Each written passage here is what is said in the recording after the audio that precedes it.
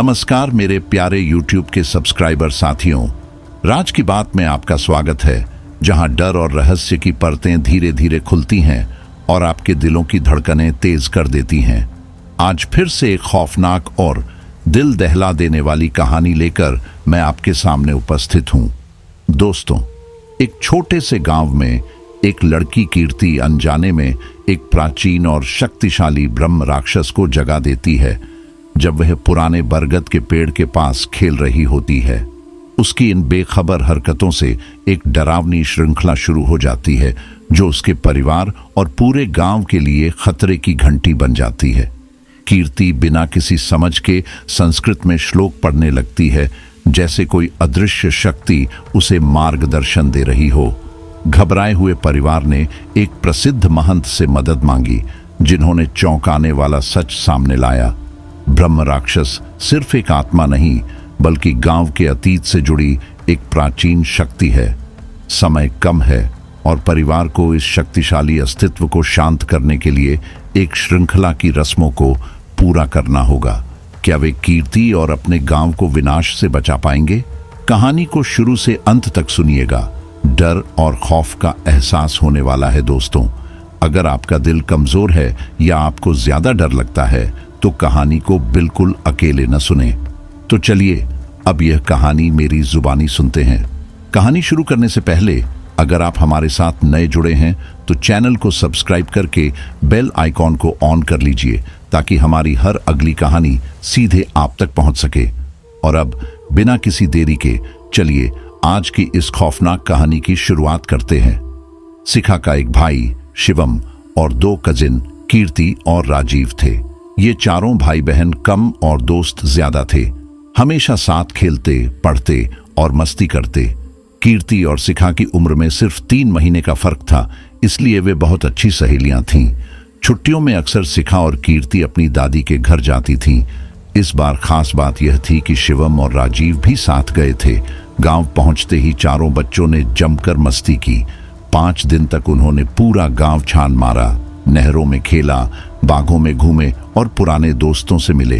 कीर्ति अपने दादाजी के पास खटिया पर बैठी थी और उनसे कह रही थी, दादाजी कोई भूत की कहानी सुनाओ ना। दादाजी हंसते हुए बोले, अरे भूत की कहानी सुनाऊंगा तो तू डर जाएगी। तभी शिवम मजाक में बोला, बाबा इसे कहानी मत सुनाना, वरना रात को वॉशरूम जाते समय हमें पहरेदार बनाकर रखेगी। शिवम की बात सुनकर सब हंसने लगे। पड़ोसी भी हंसी में शामिल हो गए, लेकिन कीर्ति को यह बात चुभ गई। उसका ईगो हर्ट हो गया और वह गुस्से में उठकर चली गई। कीर्ति गुस्से में बोल पड़ी, तुम सबको क्या लगता है कि मैं डरपोक हूं? अभी के अभी मैं तुम सबको साबित करके दिखाऊंगी कि मैं डरपोक नहीं हूं और वह काम कर सकती हूं जो तुम में से कोई भी नहीं कर सकता। इतना कहकर वह अपने घर के विपरीत दिशा में दौड़ने लगी। पहले तो सबने उसे मजाक समझा और बोले, अरे बेटा रुक जा, लेकिन कीर्ति और तेजी से दौड़ने लगी। जब लोगों ने देखा कि वह सीरियस है तो सबके चेहरे पर घबराहट छा गई। सब जोर से चिल्लाने लगे, कीर्ति रुक जा, रुक जा। उनके घर से करीब 600 से 700 मीटर दूर एक बड़ा और पुराना बरगद का पेड़ था। कीर्ति उसी पेड़ की तरफ दौड़ रही थी। जैसे ही दादाजी और पड़ोसी यह सब देखे, वे भी भागने लगे। बार बार कीर्ति को रोकने की कोशिश करते रहे, लेकिन कीर्ति उनसे करीब 100 मीटर आगे पहुंच चुकी थी। जब तक सब वहां पहुंचे, तब तक कीर्ति उस बरगद के पेड़ की लटकती शाखाओं पर झूले की तरह झूल रही थी। झूलते हुए वह बोली, देखो मैं किसी से नहीं डरती। तुम सब इस पेड़ के पास आने से भी डरते हो, लेकिन मुझे कोई डर नहीं है। अब साबित हो गया कि मैं डरपोक नहीं हूं। उसकी यह हरकत देखकर सबके होश उड़ गए थे। दादाजी ने जल्दी से उसे पेड़ से नीचे उतारा और एक जोरदार थप्पड़ मार दिया। थप्पड़ मारने के बाद दादाजी पेड़ की तरफ मुड़कर हाथ जोड़कर कुछ बड़बड़ाने लगे। फिर उन्होंने कीर्ति को कसकर पकड़ते हुए कहा, तुझे समझ में नहीं आता? तुझे मना किया था ना इस पेड़ के पास आने को। इतना कहकर वह कीर्ति को बाहर की ओर धकेलने लगे। शिखा ने उसे संभाला और वहां से ले गई। शिवम और राजीव बाकी लोगों के साथ वहीं खड़े रहे। कुछ पड़ोसी दादाजी के पास आए और उन्हें समझाने की कोशिश करने लगे। कीर्ति के बरगद के पेड़ पर झूलने के बाद जब सब लोग उसे लेकर वापस आ रहे थे तभी कुछ लोग दादाजी से चिंतित होकर पूछने लगे, कुछ गलत तो नहीं होगा ना? कहीं वह जाग तो नहीं गया होगा? अगर वह जाग गया तो बहुत प्रकोप आएगा। दूसरा आदमी बोला, अरे नहीं, कीर्ति तो बच्ची है और वैसे भी वह तो उसी पीढ़ी की है, मेरे हिसाब से उसे माफ कर देंगे। फिर तीसरा आदमी बोला, माफ कर दे तो अच्छा है, वरना याद है ना पिछली बार जब वो जागा था तो राजू और उसके भाई की मौत कैसे हुई थी? बड़ी मुश्किल से महंत जी ने उसे शांत किया था। हे भगवान, इस बार कुछ गलत ना हो। दादाजी ने गहरी सांस लेते हुए कहा, नहीं नहीं, ऐसी कोई बात नहीं है। बच्ची है और बच्चों की गलती तो भगवान भी माफ कर देते हैं। देखो, उन्होंने माफ कर ही दिया है। अगर माफ नहीं किया होता तो हम यहाँ इतने आराम से खड़े नहीं होते। और वैसे भी कीर्ति तो उन्हीं की पीढ़ी से है, उसे माफ नहीं करेंगे तो किसे करेंगे? लेकिन जैसे ही दादाजी पीछे मुड़े उन्हें महसूस हुआ कि कोई उनके बहुत करीब खड़ा है। अंधेरे में हल्की परछाई जैसे हरकत कर रही थी। उनके सामने राजीव खड़ा था, चेहरा गंभीर और आंखों में अजीब सी बेचैनी। उसने ठंडी आवाज में पूछा, दादाजी, यह पीढ़ी क्या है? आप किस बारे में बात कर रहे हो? दादाजी के चेहरे पर एक पल के लिए अनजाना डर झलक गया, लेकिन उन्होंने जबरन मुस्कुराते हुए कहा, कुछ नहीं बेटा, वो जो बरगद का पेड़ है वह बहुत पुराना है। कहते हैं कि ऐसे पेड़ों के आसपास अजीब चीजें होती हैं, कुछ बुरी शक्तियां जिनका सामना करना आसान नहीं, इसीलिए शाम के बाद वहां जाना ठीक नहीं होता। राजीव और शिवम ने दादाजी की बातों को अनसुना करने की कोशिश की, पर अब उनकी आंखों में डर की चमक थी। दोनों के कानों में राजू और उसके भाई की मौत की पुरानी अधूरी कहानियां गूंजने लगीं। ये क्या था? सचमुच कुछ बुरा हुआ था उस पेड़ के पास। घर पहुंचते ही उन्होंने सिखा और कीर्ति को भी यह बात बताई। कीर्ति के चेहरे पर अब भी नाराजगी थी, पर दादाजी की डांट के बाद वह चुप हो गई थी। चारों के मन में एक ही सवाल था, क्या उस बरगद के पेड़ के पीछे कोई भयानक राज छुपा है? रात के अंधेरे में जब सब सोने की कोशिश कर रहे थे, हवा में कुछ अजीब सरसराहट थी। अब चारों ने तय किया कि राजू और उसके भाई की मौत के पीछे की असली सच्चाई का सामना करना ही होगा। लेकिन क्या वे तैयार थे उस रहस्य से पर्दा उठाने के लिए? अगले दिन राजीव और शिवम ने ठान लिया कि किसी भी तरह से राजू और उस बरगद के पेड़ की कहानी जाननी है। उन्होंने गांव के बाकी बच्चों से पूछना शुरू किया, यह राजू कौन था? इस पेड़ की कहानी क्या है? लेकिन कोई भी बच्चा कुछ बताने की हिम्मत नहीं जुटा पाया। सब चुप हो जाते। उस रात उन्हें कुछ खास जानकारी नहीं मिल पाई, लेकिन उनका मिशन जारी रहा। अगली सुबह वे फिर से गांव के बच्चों के पास पहुंचे। हर किसी से यही सवाल पूछा, इस पेड़ की असली कहानी क्या है? राजू की मौत कैसे हुई? लेकिन जो भी उनकी बात सुनता वह घबरा कर कहता, हमें कुछ नहीं पता, हमें हमारे घर वालों ने मना किया है इस बारे में बात करने से। पूरे दिन वह किसी ऐसे व्यक्ति को ढूंढते रहे जो इस कहानी के बारे में कुछ जानता हो। दिन के आखिर में उन्हें एक लड़का मिला जिसका नाम सीनू था। सीनू पास के गांव से आया था और अपने रिश्तेदारों के घर पर रुका हुआ था। जब उन्होंने सीनू से पूछा, क्या तुम इस पेड़ की कहानी जानते हो? इस गांव का तो कोई भी कुछ नहीं बता रहा। सीनू बोला, हाँ, मुझे इस पेड़ की कहानी पता है। यह हमारे गांव में भी बहुत चर्चित है। मुझे नहीं पता कि यह सच है या नहीं, लेकिन मैं तुम्हें बता सकता हूं। शिवम और राजीव ने उत्सुकता से कहा, प्लीज बताओ, यहां क्या हुआ था? यह राजू कौन था? उसकी मौत कैसे हुई? सीनू ने बताया, ये जो बरगद का पेड़ है, ये 100 साल से भी ज्यादा पुराना है। कहते हैं कि इस पेड़ में एक ब्रह्म राक्षस का वास है। राजीव ने हैरानी से पूछा, ब्रह्म राक्षस? ये ब्रह्म राक्षस क्या होता है? सीनू ने समझाते हुए कहा, ब्रह्म राक्षस वे होते हैं जो कभी बहुत बड़े ज्ञानी पंडित हुआ करते थे, लेकिन जब वे अपनी सिद्धियों और विद्या का गलत इस्तेमाल करने लगते हैं तो मरने के बाद वे ब्रह्म राक्षस बन जाते हैं। उनकी आत्मा इस दुनिया में अटक जाती है और वे किसी पेड़ या स्थान में वास कर लेते हैं। सीनू की बात सुनकर राजीव और शिवम के मन में और भी सवाल उठने लगे।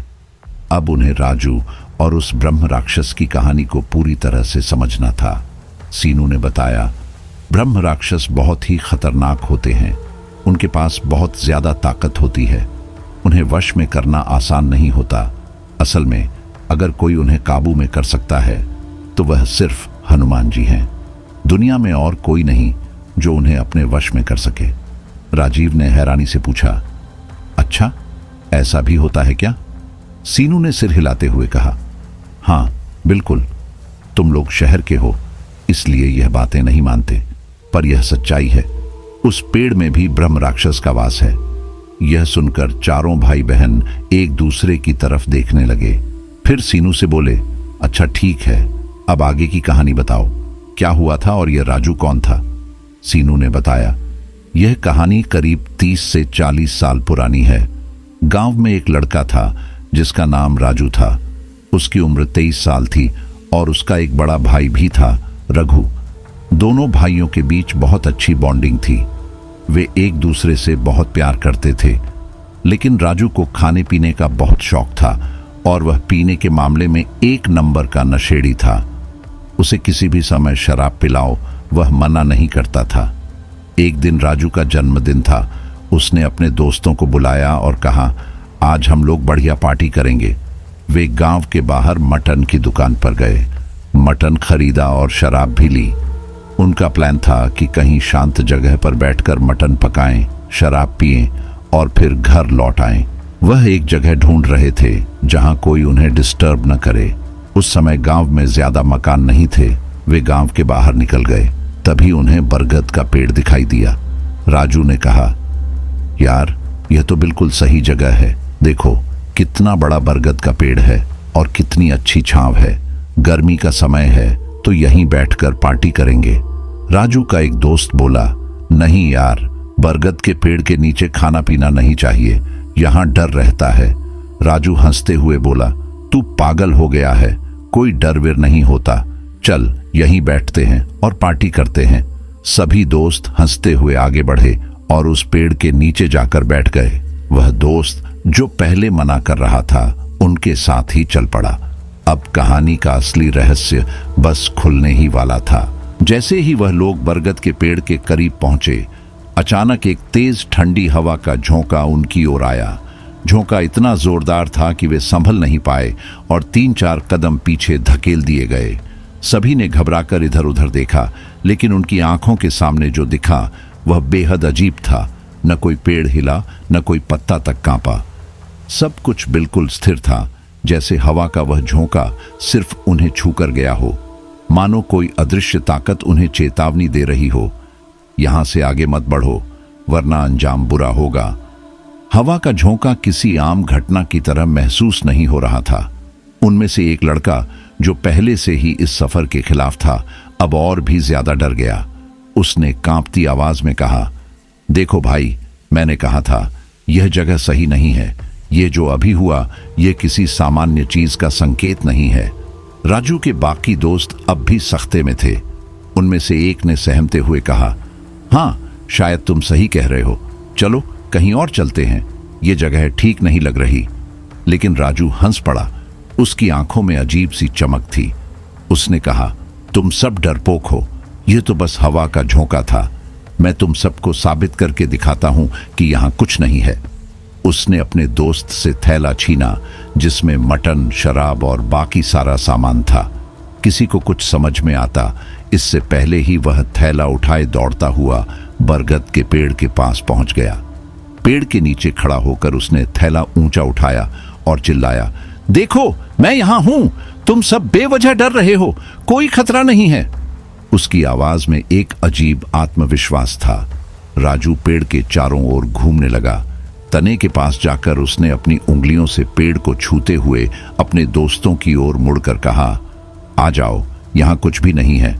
लेकिन जैसे ही वह हंसी में डूबा, अचानक वह गायब हो गया। उसके दोस्त घबरा गए क्योंकि उसकी आवाज अचानक थम गई थी। चारों तरफ सन्नाटा पसर गया था। अब वह कहीं दिखाई भी नहीं दे रहा था। उनके दिलों में अजीब सा डर बैठ चुका था। किसी के पास कोई जवाब नहीं था। आखिर राजू कहां गया? राजू ने जैसे ही कहा, देखा, तुम लोग यूं ही डर रहे थे, यह सिर्फ हवा का झोंका था। उसकी आवाज अचानक गायब हो गई। वहां पर एक गहरा सन्नाटा छा गया। सारे दोस्त घबरा गए क्योंकि राजू की आवाज आना बंद हो चुकी थी। उसे पेड़ के तने से घूमकर वापस आना था, लेकिन जब वह बहुत देर तक नहीं लौटा तो दोस्तों ने घबराते हुए आवाज लगाई, राजू, राजू भाई, कहां है तू? मजाक मत कर यार। पर राजू की कोई जवाब नहीं आया। थोड़ी देर तक उसकी आवाज सुनने की कोशिश के बाद सभी दोस्तों के दिलों में डर और बढ़ गया। अब वे सभी सहमे हुए एक दूसरे का हाथ पकड़े धीरे धीरे बरगद के पेड़ की तरफ बढ़ने लगे। उनके हाथ पांव कांप रहे थे और हर कदम उन्हें डर और बेचैनी में डाल रहा था। मन में बस एक ही सवाल था, क्या राजू को कुछ हो गया? जैसे ही वे बरगद के पेड़ के पास पहुंचे और ऊपर देखा तो उनके पैरों तले जमीन खिसक गई। ऊपर पेड़ की शाखाओं के बीच राजू लटका हुआ था। उसके गले के चारों ओर बरगद की जटाएं लिपटी हुई थीं, जैसे किसी अदृश्य शक्ति ने उन जटाओं से उसका गला घोंटकर उसे वहां लटका दिया हो। सब के सब स्तब्ध खड़े थे। किसी के मुंह से एक भी शब्द नहीं निकला। अचानक वही तेज हवा का झोंका फिर से आया और इस बार वह झोंका इतना भयानक था कि सभी दोस्त डर के मारे चिल्लाते हुए गांव की ओर भाग गए। गांव पहुंचते ही उन्होंने राजू के भाई को सारी घटना बताई। थोड़ी ही देर में पूरे गांव में खबर फैल गई कि राजू की लाश बरगद के पेड़ से लटकी हुई है। गांव के लोग इकट्ठा हो गए और सभी उस भयानक दृश्य को देखने के लिए बरगद के पेड़ के पास पहुंचे। जिसने भी यह मंजर देखा वह चौंक गया। किसी को समझ नहीं आ रहा था कि राजू की मौत कैसे हुई। लड़के बार बार बता रहे थे कि क्या हुआ, लेकिन किसी को उन पर यकीन नहीं हो रहा था। गांव के सरपंच ने कहा, लड़के की लाश को नीचे उतारो। राजू का भाई फूट फूट कर रो रहा था। उसकी हालत बहुत खराब थी, लेकिन जो भी आदमी उस पेड़ पर चढ़ने की कोशिश करता वह थोड़ी दूर चढ़ते ही अचानक नीचे गिर जाता। हर एक व्यक्ति को ऐसा लगता कि कोई अदृश्य शक्ति उन्हें धक्का देकर नीचे गिरा रही है, जैसे कोई नहीं चाहता था कि राजू की लाश को नीचे उतारा जाए। गांव के पुजारी भी वहीं खड़े थे, लेकिन किसी को समझ नहीं आ रहा था कि क्या किया जाए। लोग दहशत में थे और यह सोचने पर मजबूर हो गए कि कहीं यह सब उस पेड़ के ब्रह्म राक्षस का काम तो नहीं। पुजारी जी ने गंभीर स्वर में पूछा, सच सच बताओ, क्या हुआ था? लड़कों ने कांपती आवाज में कहा, राजू तो अचानक ही भागा उस पेड़ की ओर। उसके हाथ में सारा सामान था। जैसे ही वह पेड़ के पास पहुंचा, मानो हवा में घुल गया हो। न कोई आवाज, न कोई आहट। जब हमने देर बाद ऊपर देखा तो वह पेड़ की शाखाओं में लटका मिला, लेकिन जो सामान उसके पास था वह कहीं नहीं दिख रहा। यह सुनकर पुजारी और गांव वाले सन्न रह गए। सब ने पेड़ के चारों ओर नजर दौड़ाई, पर कोई सामान नहीं मिला। तभी पुजारी जी ने आदेश दिया, तुम लोग और दूर जाकर देखो, हो सकता है सामान कहीं गिरा हो। लड़के थरथराते कदमों से आगे बढ़े और लगभग 40 कदम दूर थैला पड़ा मिला, जिसमें मटन, शराब और बाकी सामान था। पुजारी जी की आंखों में एक अजीब सी चमक आई। उन्होंने थैले को देखा और धीरे से बोले, यह मामला कुछ और है, साधारण नहीं। इस पेड़ से सब दूर हट जाओ। गांव वाले घबरा गए। किसी ने पूछा, क्यों पुजारी जी, ऐसा क्या है इस पेड़ में? पुजारी जी ने रहस्यमय स्वर में कहा, यह कोई आम पेड़ नहीं है, इसमें ब्राह्मण देवता का वास है। मदिरा और मांस जैसी चीजें इतनी दूर क्यों फेंकी गईं? अगर कोई बुरी शक्ति होती तो वह इन्हें भोग चुकी होती, पर यह सामान पेड़ की छाया से भी दूर गिरा है। यह सब कुछ इशारा कर रहा है कि यहाँ कुछ अनहोनी है, कुछ खतरनाक। गांव वाले अब भय और आस्था के बंधन में जकड़े खड़े थे, जैसे कुछ अनदेखी शक्ति उनके आसपास मंडरा रही हो। पुजारी जी ने बताया, ब्राह्मण देवता यानी ब्रह्म राक्षस का वास इस पेड़ में है। उन्होंने तुरंत अपने बेटे को बुलाया, जो पास ही खड़ा था। कान में कुछ कहकर उसे भेजा। लड़का दौड़ता हुआ घर गया और थोड़ी देर में पुजारी जी द्वारा मंगाया गया सामान लेकर लौटा। इसके बाद पुजारी जी ने सबको थोड़ा दूर किया और खुद पेड़ के सामने बैठकर पूजा अर्चना शुरू कर दी।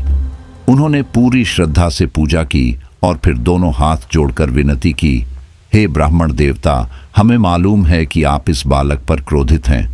इसने जो गलती की उसकी सजा आप पहले ही दे चुके हैं, पर अब कृपा कर हमें इसकी पार्थिव देह को नीचे उतारने दें ताकि इसका अंतिम संस्कार हो सके। अगर इसका अंतिम संस्कार नहीं हुआ तो इसकी आत्मा भटकती रहेगी। हम सब आपसे क्षमा मांगते हैं और विश्वास दिलाते हैं कि दोबारा ऐसी गलती नहीं होगी। कृपया हमें इसकी देह को नीचे उतारने दें। यह कहकर पुजारी जी ने आंखें बंद कर लीं। जैसे ही उन्होंने आंखें मूंदी, राजू की लाश अचानक से पेड़ से नीचे आ गिरी, मानो उसे किसी ने छोड़ दिया हो। गांव वाले स्तब्ध रह गए, पर अब उन्हें समझ आ गया था कि राजू को मुक्ति मिल चुकी थी। गांव के बीच अचानक एक चीख सी गूंज उठी। भीड़ में हलचल मच गई। राजू की लाश जब सबके सामने आई तो जैसे समय ठहर गया हो। हर कोई हैरान था। किसी को यकीन नहीं हो रहा था कि राजू अब इस दुनिया में नहीं है। पंडित जी ने इशारा किया और 4 लोग कांपते हाथों से उसकी लाश उठाकर ले आए। बिना कोई समय गंवाए तुरंत ही राजू का अंतिम संस्कार कर दिया गया। राजू की मौत ने पूरे गांव को हिलाकर रख दिया, लेकिन सबसे ज्यादा गहरे घाव उसके भाई रघु को लगे थे। रघु के मन में अजीब सी बेचैनी थी, क्योंकि उसे यकीन था कि राजू की मौत का रहस्य उस पुराने बरगद के पेड़ में छिपा है। रघु अंधविश्वास पर भरोसा नहीं करता था, इसलिए गांव में फैली भूत प्रेत की कहानियों को बकवास समझता था। लेकिन उसके भीतर कुछ जल रहा था, बदले की आग। वह जानता था कि वह किसी इंसान से नहीं, बल्कि उस पेड़ से बदला लेना चाहता है जिसने उसके भाई को निगल लिया। एक रात जब सब सो रहे थे, रघु चुपचाप अपने घर से निकला। उसके हाथ में एक भारी कुल्हाड़ी थी और आंखों में एक अजीब सी दृढ़ता। वह उस पेड़ को मिटाने की ठान चुका था। गांव की पगडंडियों पर चलते हुए वह सीधा उस बरगद के पेड़ तक पहुंच गया। घुप अंधेरे में बरगद की शाखाएं जैसे उसकी तरफ झुकी हुई थीं, मानो उसे रोकना चाहती हों, पर रघु रुकने वाला नहीं था। कुछ दिन बाद गांव में एक और खबर फैली। रघु की लाश भी उसी पेड़ की शाखाओं में लटकी मिली थी जहां राजू की मिली थी। गांव वाले जब वहां पहुंचे तो उन्होंने देखा कि पेड़ के नीचे रघु की कुल्हाड़ी पड़ी थी, जो अब खून से सनी हुई थी। क्या सच में वह पेड़ एक शापित आत्मा का वास था या फिर कुछ और? अब गांव में दहशत फैल चुकी थी। गांव के बीच पसरा हुआ सन्नाटा एक भयानक डर को जन्म दे रहा था। सभी जानते थे कि कुछ तो बहुत गलत हो रहा है, पर कोई भी इसे जुबां पर लाने की हिम्मत नहीं कर रहा था। जिस रात रघु ने कुल्हाड़ी उठाई थी, वह गुस्से से भरा हुआ था। उसने सीधा उस पुराने बरगद के पेड़ पर वार किया। कुल्हाड़ी की आवाज रात के सन्नाटे में गूंज उठी, पर उसके बाद जो हुआ वह कोई नहीं जान सका। अगली सुबह जब गांव वाले वहां पहुंचे तो रघु की लाश उसी पेड़ पर लटकी मिली जहां पहले राजू की मिली थी। नीचे पड़ी कुल्हाड़ी खून से सनी हुई थी। 3-4 दिन तक रघु की लाश वहीं हवा में झूलती रही, और फिर एक दिन जब कुछ गांव वाले उसे उतारने गए तो वह लाश बिना किसी चेतावनी के अचानक धड़ाम से नीचे गिर गई। उस पल सभी को एहसास हो गया कि यह कोई साधारण मौत नहीं थी। राजू और अब रघु दोनों ने ब्रह्म राक्षस को नाराज कर दिया था। गांव वालों के दिलों में डर का साया गहराने लगा। गांव के बुजुर्गों ने फुसफुसाते हुए कहा, अब पूरे गांव पर संकट आने वाला है। उस रात के बाद से कोई भी उस बरगद के पेड़ के पास जाने की हिम्मत नहीं कर सका। पुजारी जी जानते थे कि अब संकट टलने वाला नहीं है। उन्होंने गांव वालों को इकट्ठा किया और कहा, ब्रह्म राक्षस क्रोधित हो चुका है। अगर इसे शांत नहीं किया गया तो यह पूरे गांव को अपनी चपेट में ले लेगा। हमें इसे रोकने का कोई उपाय करना होगा। गांव वालों की सहमति से महंत जी को बुलाया गया, जो दूर गांव में रहते थे और अपनी सिद्धियों के लिए जाने जाते थे। महंत जी ने आकर तुरंत यज्ञ की तैयारियां की। पूरी रात बरगद के पेड़ के नीचे अनुष्ठान चला, जहां हनुमान जी की स्तुति की गई। यज्ञ के धुएं में रहस्यमय शांति और भय का मिलाजुला माहौल था। यज्ञ समाप्त होने पर महंत जी ने गहरी आवाज में कहा, ब्रह्म राक्षस अब शांत हो गया है, लेकिन याद रखना, इस पेड़ के पास अब कोई मांस या शराब लेकर नहीं आएगा। इस पेड़ से दूर रहना ही भलाई है। गांव वाले डर के मारे सिर हिला रहे थे। तब से आज तक कोई उस पेड़ के पास नहीं जाता। कहते हैं वहां ब्रह्म राक्षस का वास है, वही आत्मा जो रामनयन बाबूजी के दादा परदादा की थी। जब यह कहानी गांव के एक लड़के ने सुनी तो सभी सुनने वाले स्तब्ध रह गए। सबने उसे धन्यवाद कहा और चुपचाप अपने घर की ओर बढ़ गए। तभी शिवम ने चलते चलते हंसते हुए कहा, यार, तो रामनयन बाबूजी खुद अपने दादाजी की आत्मा की बात कर रहे हैं जो उस पेड़ में बसती है। पर उसकी हंसी में भी एक अजीब सी घबराहट थी। अब तक रात गहरा चुकी थी और हर कोई अपने घरों की ओर तेजी से बढ़ रहा था। रात का समय था। चारों दोस्त छत पर लेटे हुए थे। दिन भर की बातें उनके दिमाग में घूम रही थीं, खासकर वह कहानी जो उन्होंने सुनी थी। तभी कीर्ति ने मजाक में कहा, वह ब्रह्म राक्षस तो हमारे पूर्वज हैं, हमारे एंसेस्टर। इस पर शिवम ने हंसते हुए कहा, अरे ये सब बकवास है, कौन सी दुनिया में जी रहे हो तुम? ऐसा कुछ नहीं होता, ये सब मनगढ़ंत कहानियां हैं। तुझे पता भी है भ्रम का मतलब क्या होता है? भ्रम यानी इल्यूजन, और इसका नाम ही ब्रह्म राक्षस है जो सच में होता ही नहीं। कीर्ति ने ताली बजाते हुए कहा, और इसी ब्रह्म राक्षस की वजह से मुझे थप्पड़ पड़ा। लेकिन अब मैं सबको साबित करके दिखाऊंगी कि यह कहानी झूठी है। इस पेड़ के पीछे कोई ब्रह्म राक्षस नहीं है। इन सब बातों से उनमें एक अलग ही उत्साह भर गया।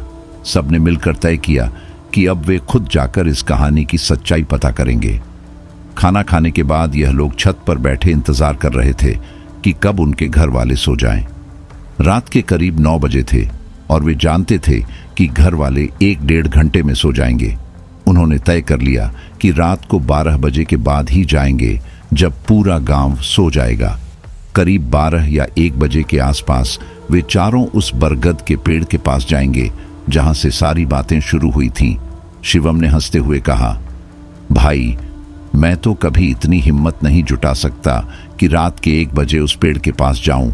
मुझे तो पहले से ही डर लग रहा है। लेकिन बाकी तीनों ने ठान लिया था। वे इस रहस्य की परतें खोलने के लिए पूरी तरह तैयार थे। रात के करीब 1 बजे थे और चारों दोस्त घर से बाहर निकलने के लिए तैयार थे। लेकिन शिखा उन्हें बार बार रोकने की कोशिश कर रही थी। रात में जाने की जरूरत क्या है? अगर वहां सच में कुछ हुआ तो? शिखा ने चिंतित होकर कहा। राजीव ने उसे समझाते हुए कहा, अरे ऐसा कुछ नहीं होता है। ये जो डर पूरे गांव को घेर कर रखा है, ये बस एक भ्रम है। हमें जाकर खुद सच्चाई का पता लगाना चाहिए। इसका सच सामने लाना जरूरी है, वरना लोग हमेशा इसी अंधविश्वास में जीते रहेंगे कि उस पेड़ में ब्रह्म राक्षस है। तू खुद पढ़ी लिखी है, तुझे पता होना चाहिए कि ऐसी कोई चीज नहीं होती, और आज हम इसे साबित करके रहेंगे, राजीव ने कहा। कीर्ति ने भी सहमति जताते हुए कहा, बिल्कुल सही। जब मैं उस पेड़ के पास गई थी तब सबने कैसे घबराया था, लेकिन मुझे कुछ भी नहीं हुआ। हम आज वहां जाएंगे और कुछ नहीं होगा। शिखा चाहकर भी उन्हें रोक नहीं पाई और मजबूरन उनके साथ जाना पड़ा। वे चारों धीरे धीरे गांव की गलियों से होते हुए उस विशाल बरगद के पेड़ के पास पहुंच गए।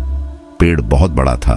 उसकी शाखाओं और पत्तों ने आसपास का इलाका पूरी तरह से घेर रखा था। ऐसा लग रहा था जैसे पेड़ के पास जाने से पहले ही उसका घना अंधेरा सबको अपनी ओर खींच रहा हो। शिखा अचानक रुक गई और घबराते हुए बोली, यार छोड़ो ना, देखो कितना अंधेरा है, वापस चलते हैं। लेकिन कोई कुछ बोल पाता उससे पहले ही कीर्ति आगे बढ़ गई। वह पेड़ के बिल्कुल पास जाकर तेज आवाज में चिल्लाई, ओ ब्रह्म राक्षस, कहां छुपा बैठा है तू? बाहर निकल। तेरी वजह से मुझे आज सबके सामने थप्पड़ पड़ा। तूने पूरे गांव को डरा कर रखा है। अगर तू सच में यहां है तो सामने आ। कीर्ति के इस हिम्मत भरे कदम ने बाकी तीनों को चौंका दिया। पेड़ की ओर घूरते हुए वे सब इंतजार करने लगे, जैसे कुछ होने का इंतजार कर रहे हों। कीर्ति गुस्से में चीखते हुए बोली, अगर उसमें हिम्मत है तो सामने आकर दिखाए। उसकी बातें सुनकर शिवम और राजीव ठहाके लगाने लगे, जैसे यह सब मजाक हो। लेकिन शिखा के चेहरे का रंग उड़ चुका था। उसे अंदर से एक अजीब सा डर महसूस हो रहा था, जैसे वहां कुछ बहुत गलत होने वाला हो। घबराहट भरी आवाज में शिखा बोली, बस अब बहुत हो गया, चलो वापस चलते हैं, मुझे यहां कुछ सही नहीं लग रहा। शिवम और राजीव अभी भी बेफिक्र थे। हंसते हुए बोले, अरे यार, इतनी जल्दी क्यों डर गई? आज की रात यहीं बिताते हैं, देखते हैं क्या होता है। जैसे ही उन्होंने यह कहा, अचानक पास के पेड़ पर बैठे सैकड़ों पक्षी एक साथ फड़फड़ाकर उड़ गए। उनकी पंखों की आवाज ने चारों तरफ सन्नाटा तोड़ दिया और चारों दोस्त ठिठक गए। कुछ पल के लिए चारों की हंसी गायब हो गई थी। शिवम ने माहौल को हल्का करने की कोशिश करते हुए कहा, लगता है हमने जोर से बात कर ली, इसीलिए पक्षी उड़ गए। लेकिन शिखा अब और भी बेचैन हो गई थी। उसने धीमे लेकिन गंभीर स्वर में कहा, नहीं, हमारी आवाज से ऐसा नहीं हो सकता। इतने सारे पक्षी एक साथ बिना किसी वजह के नहीं उड़ते। शिखा का सब्र अब टूटने लगा था। उसने झल्लाकर कहा, तुम लोग आखिर समझ क्यों नहीं रहे? हमें यहां से तुरंत वापस जाना चाहिए। मुझे कुछ सही नहीं लग रहा। पर बाकी तीनों ने उसकी बात को अनसुना कर दिया। शिखा ने हार मानते हुए अकेले ही वापस लौटने का फैसला किया। जैसे ही वह मुड़ी, अचानक चारों के कानों में किसी ने उनके नाम पुकारे। शिखा, शिवम, राजीव, कीर्ति। सबने अपने अपने नाम सुने, लेकिन हैरानी की बात यह थी कि कोई भी एक दूसरे का नाम नहीं सुन पा रहा था। आवाज इतनी साफ और पास से आई थी कि सभी की रूह कांप गई। पल भर में डर ने सबको जकड़ लिया। बिना कुछ कहे वे जान बचाने के लिए दौड़ पड़े। सबसे आगे शिखा थी, फिर राजीव और उसके पीछे शिवम। पर कीर्ति वहीं पेड़ के पास जड़ हो गई थी, जैसे किसी अदृश्य शक्ति ने उसे रोक लिया हो।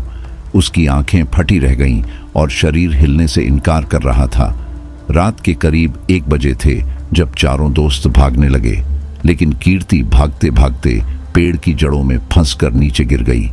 उसके गिरने की आवाज किसी ने नहीं सुनी और बाकी तीनों बिना पीछे देखे भागते चले गए। जब वे घर पहुंचे तो देखा कि कीर्ति उनके साथ नहीं थी। शिखा घबराई और रोने लगी। तुम लोग कीर्ति को वहीं छोड़ आए? पता नहीं उसके साथ क्या हो रहा होगा। राजीव और शिवम ने उसे शांत करते हुए कहा, चुप हो जा, कुछ नहीं होगा। हम वापस जाकर कीर्ति को लेकर आते हैं। जैसे ही वे वापस मुड़ने लगे, सामने से कीर्ति गुस्से में आई। उसने तमामते हुए कहा, तुम लोग मुझे वहां अकेला छोड़कर आ गए? तुम्हें पता भी नहीं चला कि मैं गिर गई थी? राजीव ने जवाब दिया, हमें सच में नहीं पता चला। हमने कोई आवाज नहीं सुनी। सॉरी, गलती हो गई। तू ठीक तो है ना? कीर्ति ने कहा, हाँ, मैं बिल्कुल ठीक हूं, मुझे कुछ नहीं हुआ। लेकिन तुम लोग वहां से डर के भागे क्यों? शिवम ने कहा, छोड़ यार, पता नहीं वहां क्या था। चलो सो जाते हैं, जो भी बात है सुबह देखेंगे। चारों ऊपर चले गए और सोने की तैयारी करने लगे। लेकिन तभी शिखा ने देखा कि कीर्ति सोने से पहले पानी की डब्बी के पास जाकर बैठी। उसने देखा कि कीर्ति ने पहले अपने हाथ धोए, फिर पैर, और दोनों हाथ जोड़कर खड़ी हो गई। शिखा को यह अजीब लगा, लेकिन उसने सोचा कि शायद गिरने की वजह से उसे मिट्टी लग गई होगी, इसलिए वह हाथ पैर धो रही है। फिर वे सब सोने चले गए। अगले 4-5 दिन सब कुछ सामान्य रहा। कुछ भी असामान्य नहीं दिखा, या शायद कुछ हो रहा था, लेकिन किसी को पता नहीं चला, क्योंकि यह सब उनके सोने के बाद होता था। 4-5 दिन बाद की बात है। चारों फिर से छत पर सो रहे थे। घर वालों को इस बात की कोई जानकारी नहीं थी कि उस रात क्या हुआ था। तभी शिखा की आंख अचानक खुली। उसे ऐसा लगा जैसे कहीं पानी गिरने की आवाज आ रही हो, जैसे कोई नहा रहा हो। रात के समय ऐसा होना उसे अजीब लगा। उसे लगा कि शायद उसकी दादी उठकर नहा रही होंगी, क्योंकि दादी सुबह जल्दी उठकर नहाया करती थी। लेकिन जब उसने घड़ी देखी तो रात के 3 बजे थे। उसे और भी अजीब लगा, क्योंकि इतनी रात को नहाना बिल्कुल सामान्य नहीं था। वह उठी और देखने गई। उनके घर में बाथरूम बाहर थे, एक आगे और एक पीछे। पीछे वाले खुले बाथरूम की ओर उसने देखा तो वह सन्न रह गई। वहां कीर्ति नहा रही थी। शिखा ने तुरंत पीछे मुड़कर देखा तो पाया कि कीर्ति अपनी सोने की जगह पर नहीं थी। वह चुपचाप छिपकर देखती रही। थोड़ी देर बाद कीर्ति नहाकर बाहर आई। एक दिन शिखा ने देखा कि नहाने के बाद कीर्ति घर से बाहर निकलती है और सीधा उस पुराने बरगद के पेड़ की तरफ बढ़ जाती है। शिखा की समझ में कुछ नहीं आया। छत से वह पेड़ साफ दिखता था। कीर्ति की हरकतों से हैरान होकर शिखा भी धीरे धीरे उसके पीछे चलने लगी, ताकि कीर्ति को पता न चले। जब वह पेड़ के पास पहुंची तो देखा कि कीर्ति पेड़ के सामने एक योगी की तरह बैठ गई और संस्कृत में कुछ मंत्र पढ़ने लगी। शिखा यह देखकर सन्न रह गई और बिना कुछ कहे वापस आकर सो गई। अगली सुबह जब शिखा उठी तो देखा कि कीर्ति अपनी जगह पर सोई हुई थी, लेकिन शिखा ने अब उस पर नजर रखनी शुरू कर दी थी। कीर्ति उठकर सीधा मंदिर वाले कक्ष में गई। नहाने के बाद वह पूजा पाठ में लग गई। उस समय घर में सिर्फ शिखा और कीर्ति ही थे, बाकी लोग बाहर गए हुए थे।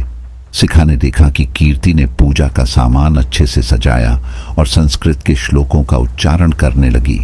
वह इतनी ध्यान मग्न थी कि उसे लगा जैसे वह दुनिया से कट गई हो।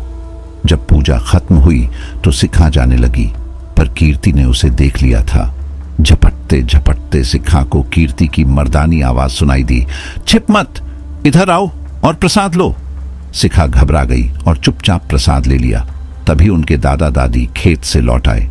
कीर्ति पूजा खत्म कर रसोई में गई और वहां से लहसुन प्याज उठाकर बाहर फेंक दिया। फिर वही मर्दानी आवाज में बोली, तुम लोग इतने भ्रष्ट हो गए हो कि परंपरा का पालन नहीं कर सकते।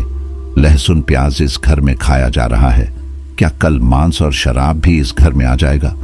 कीर्ति की कड़क आवाज और उसका गुस्सा देखकर सभी चौंक गए। किसी को कुछ समझ में नहीं आया। उसकी दादी दौड़ती हुई आई और पूछा, कीर्ति क्या हुआ बेटा? लेकिन कीर्ति चुप रही, किसी को कोई जवाब नहीं दिया। घर के आंगन में गहरा सन्नाटा छाया हुआ था, लेकिन कीर्ति के चेहरे पर गुस्से की लाली दिख रही थी। उसकी आंखें केवल एक ही जगह टिकी थीं, उसकी दादी पर। दादी की बेचैनी बढ़ती जा रही थी। यह क्या बेहूदगी है, क्या कर रही है तू? दादी की आवाज गूंज उठी, लेकिन कीर्ति ने कोई जवाब नहीं दिया। उसकी नजरें जमी रहीं, मानो उसकी आंखों में आग धधक रही हो। दादी की कड़क आवाज सुनकर घर के बाकी लोग भी दौड़ते हुए आ गए और अड़ोस पड़ोस के लोग भी दरवाजे पर खड़े होकर यह तमाशा देखने लगे। तभी उसके दादाजी आ पहुंचे। उन्होंने कीर्ति को पुकारा, लेकिन कीर्ति की जगह से हिलने की कोई कोशिश नहीं थी। उसकी जलती आंखें अब दादाजी की ओर घूम गईं और वह बस घूरती रही, जैसे कुछ कहना चाहती हो। दादाजी ने फौरन हालात को भांप लिया। पड़ोसियों से बोले, आप लोग जाइए, हम इसे संभाल लेंगे, शायद इसकी तबीयत बिगड़ गई है। किसी तरह उन्होंने सबको लौटा दिया। अब घर के अंदर सिर्फ कीर्ति का परिवार था। दादाजी के चेहरे पर घबराहट साफ झलक रही थी। वे धीरे से कीर्ति के पास आए और हाथ जोड़कर बोले, हे ब्राह्मण देवता, कृपा करें, अगर इस बच्ची, इस गांव या मुझसे कोई भूल हुई है तो हमें क्षमा करें, इसे मत तड़पाइए। लेकिन उनकी विनती का उल्टा असर हो रहा था। कीर्ति की आंखें और लाल हो गईं और उसका शरीर अजीब ढंग से मुड़ने लगा, मानो कोई अदृश्य ताकत उसे अपने शिकंजे में ले रही हो। उसकी चीखें पूरे घर में गूंज उठीं और दादाजी बार बार माफी मांगते रहे। यह छोटी सी बच्ची है, दया कीजिए, अगर कोई अपराध है तो मुझे दंड दीजिए। लेकिन कीर्ति की हालत बद से बदतर होती जा रही थी। उसकी तेज चीख के साथ अंततः वह बेहोश होकर गिर पड़ी। पूरे घर ने एक साथ राहत की सांस ली, पर उस सन्नाटे में डर अब भी घना था। दादाजी ने तुरंत कीर्ति को अंदर ले जाने का इशारा किया और खुद मंदिर की ओर भागे। उन्होंने पुजारी से मिलकर अनुष्ठान की तैयारी करवाई। जब कीर्ति को होश आया तो उसे सीधा मंदिर ले जाया गया। वहां पहुंचते ही उसके चेहरे पर एक अजीब मुस्कान उभर आई। सबको चौंकाते हुए कीर्ति ने सबका हाथ छुड़ा लिया और हंसते हुए मंदिर के भीतर दौड़ गई। यह दृश्य ऐसा था जिसकी किसी ने कल्पना भी नहीं की थी। जिस आत्मा को मंदिर के भीतर पैर रखने से रोका जाता है, वह कीर्ति के रूप में अनायास ही भीतर पहुंच गई। वह सीधा हवन कुंड के पास बैठ गई और संस्कृत के श्लोक पढ़ने लगी। पंडितों की आंखें फटी की फटी रह गईं। जिन श्लोकों को वे खुद ठीक से नहीं पढ़ पाते थे, उन्हें कीर्ति पूरी स्पष्टता से पढ़ रही थी। एक पंडित ने गलती की और कीर्ति की लाल जलती आंखों ने उसे घूरा। पंडित ने तुरंत सिर झुका लिया।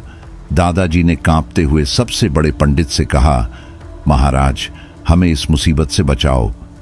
पंडित ने गंभीर स्वर में कहा, बचाने की बात छोड़िए, देख नहीं रहे, यह हमारे बस की बात नहीं है।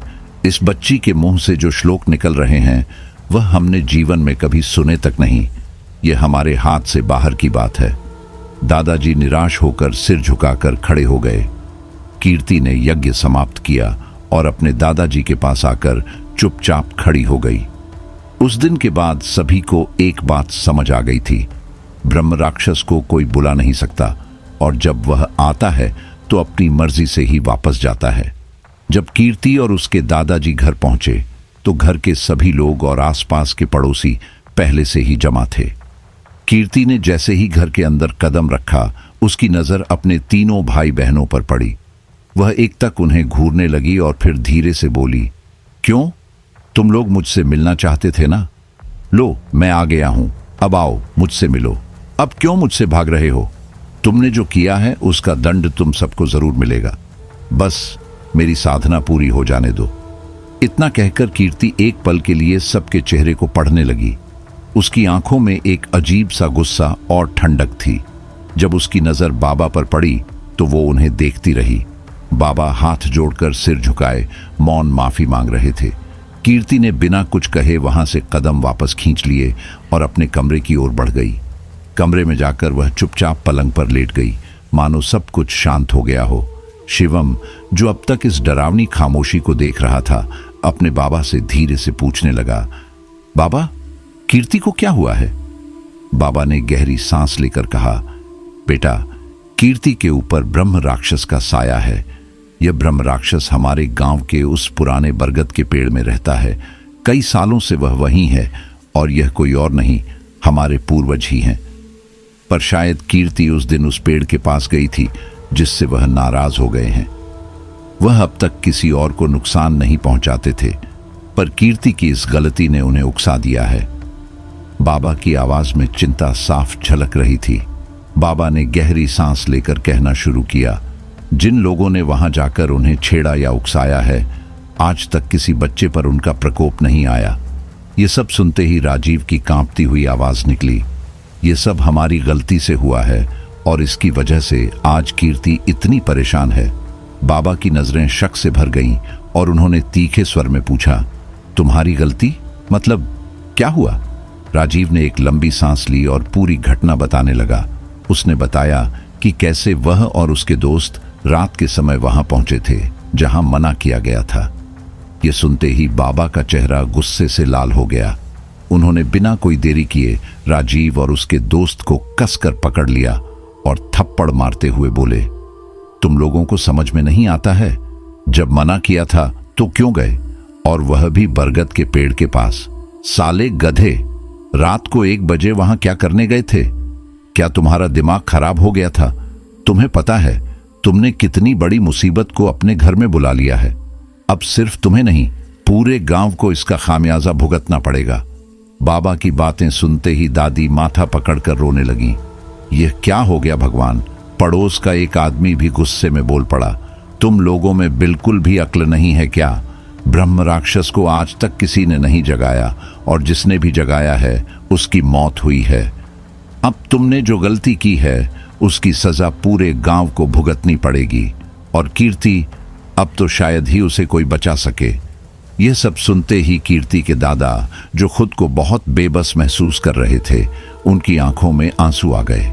वे समझ नहीं पा रहे थे कि क्या किया जाए। अचानक उनके दिमाग में एक बात आई। उन्हें अपने दादाजी की याद आई, जो हमेशा नियम से पूजा पाठ करते थे, और उनके परदादा, जिनसे उन्होंने सब कुछ सीखा था। उन्होंने एक पुराना बक्सा रखा था।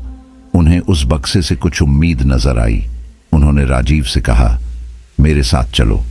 वे एक पुराने कमरे में गए और ऊंची अलमारी से एक पुराना बक्सा उतारा। बक्से का ताला खोला और अंदर झांकते हुए बोले, शायद इसमें ही हमारी उम्मीद हो। बाबा ने जब बक्सा खोला तो अंदर बहुत सारी पुरानी किताबें रखी हुई थीं।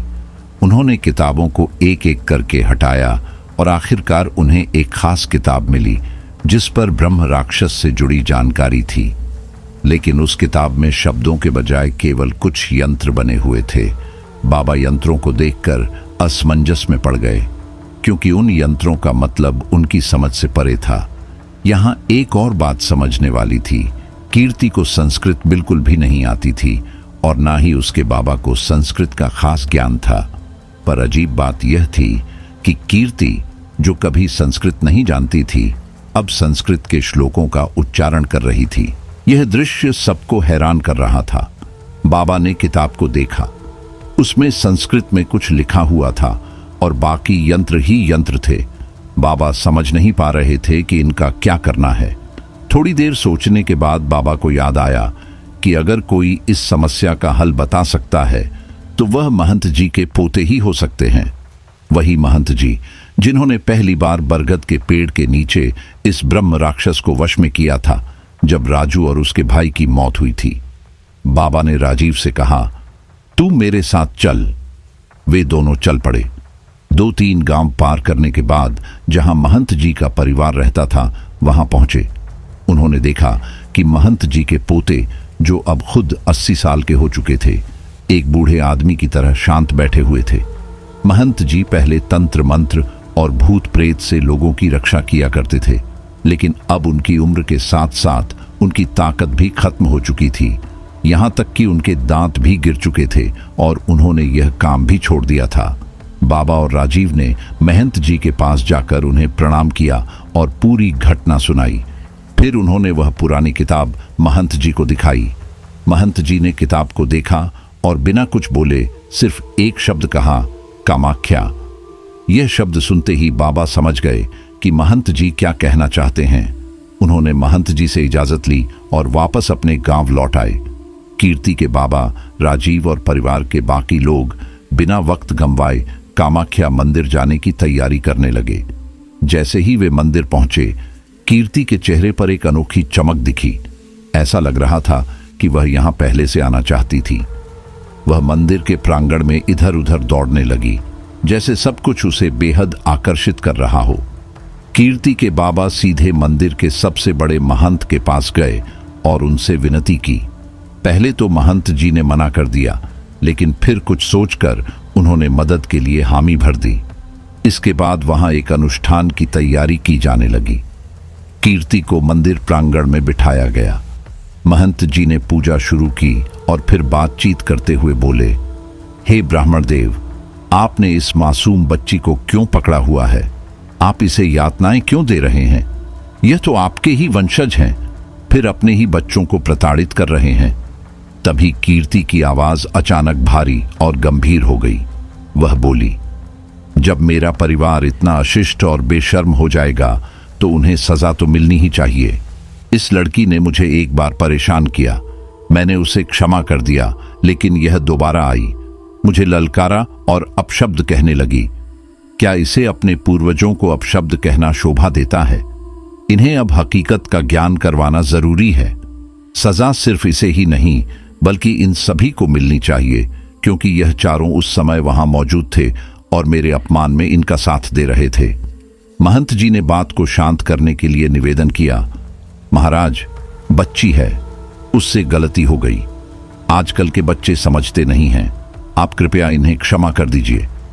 बाबा भी हाथ जोड़कर रोने लगे और महंत जी से प्रार्थना करने लगे। महंत जी ने फिर कहा, हे ब्राह्मण देव, आप इन्हें माफ कर दीजिए, यह प्रायश्चित करेगा और आगे से सात्विक जीवन जिएगा।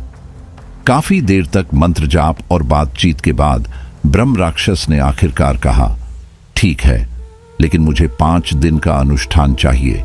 मुझे इस मंदिर में ही स्थापित कर दो और अपने पूर्वजों के नियमों का पूरी तरह पालन करो, कभी भी उनका अपमान मत करना।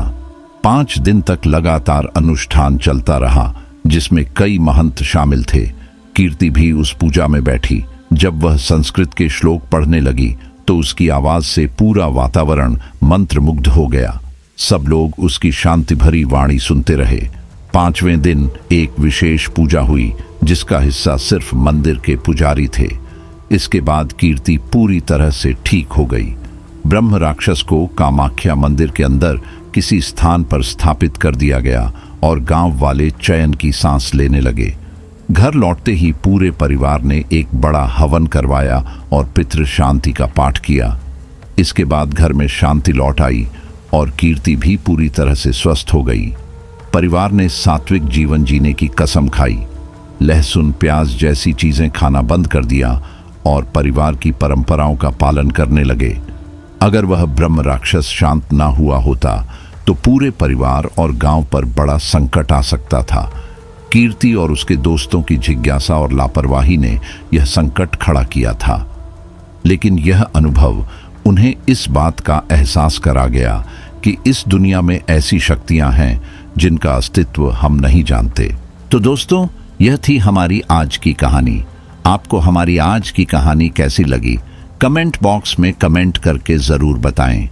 बस आप अपना और अपने परिवार का ख्याल रखें, और अगर अभी तक चैनल को सब्सक्राइब नहीं किया है तो कृपया चैनल को सब्सक्राइब कर लीजिए।